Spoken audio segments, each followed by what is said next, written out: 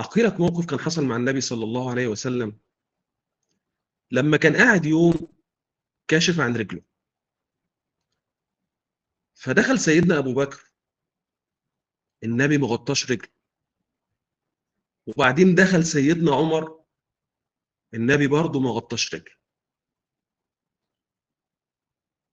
طب ولما دخل عليه سيدنا عثمان، النبي صلى الله عليه وسلم غطى رجله. فسيدنا أبو بكر وسيدنا عمر رضي الله عنهم استغربوا، فبيقولوا ليه يا رسول الله؟ النبي صلى الله عليه وسلم قال: ألا أستحي من رجل تستحي منه الملائكة. شوف قد إيه الحياء رفع قدر عثمان لدرجة إن الملائكة نفسها تستحي منه.